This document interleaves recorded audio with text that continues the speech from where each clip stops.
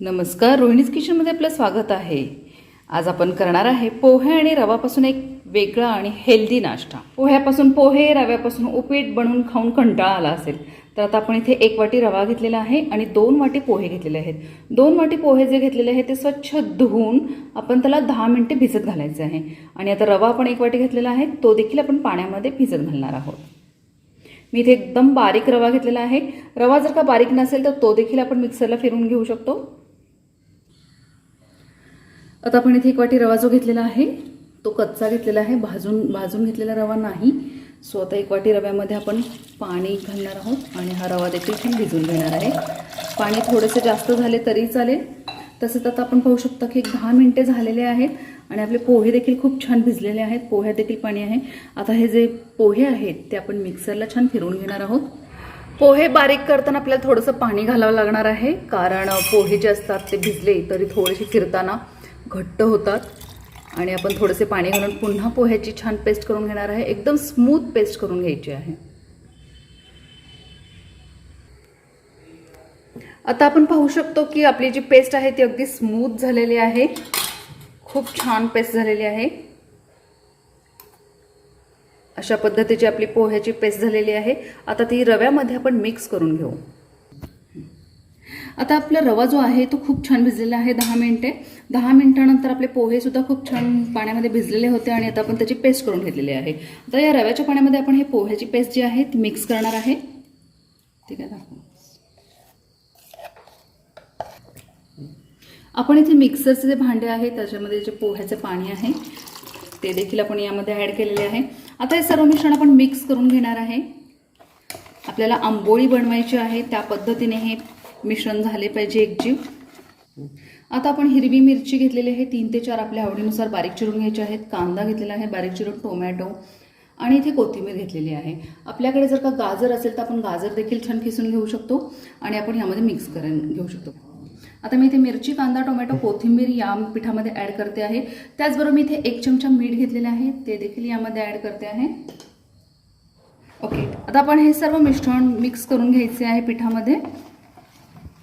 आता आपण पाहू शकता की आपले जे पीठ आहे अशा पद्धतीने आंबोळी करण्यासाठी तयार आहे। 5 मिनिटे आपण हे पीठ असे छान भिजत ठेवू।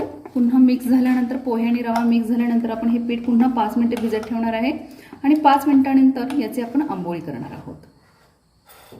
आता आपण गॅस सुरू करून घेऊ। त्यावर आपण आंबोळीचा तवा ठेवला आहे। आता आपला तवा तापला आहे का पाहू। आपण पाणी मारलेलं आहे, पाण्याचा चरचर आवाज आलेला आहे, तवा आपला छान तापलेला आहे। आता त्यावर आपण 1 थेंब तेल घातलेलं आहे आणि हा असा कांदा घेतलेला आहे चिरून, आपण तो कांदा यावर फिरवायचा आहे। यामुळे काय होते तर आपली जी आंबोळी आहे ती तव्याला चिकटत नाही।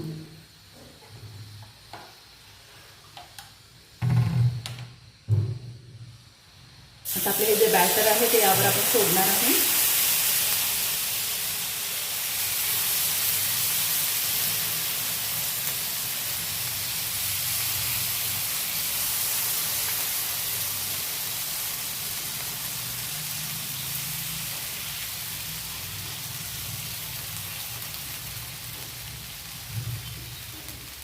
थोडे गरम झाल्यानंतर आपण यावरती तेल सोडणार आहे।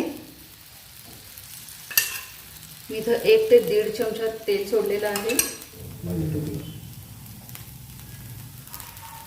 आता आपण पाहू शकता की आपली जी आंबोळी आहे ती एका साईडने छान भाजली गेली आहे।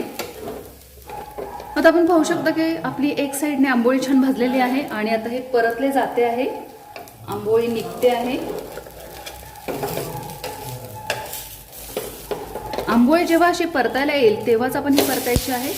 एक साईडने भाजून झाल्यानंतर आपण दुसऱ्या साईडने देखील अशी आंबोळी भाजून घ्यायची आहे। दुसऱ्या साईडने देखील आपली आंबोळी छान भाजली गेली आहे।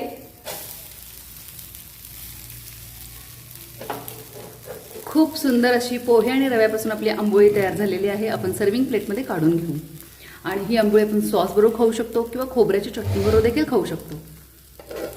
मुलांना पोहे उपीट खाण्याचा कंटाळा आला असेल तर अशा पद्धतीने ही आंबोळी बनवून पहा। खूप मऊ झालेली आहे। आपण पाहू शकता की मऊ अगदी लुसलुशीत अशी आंबोळी झालेली आहे ही।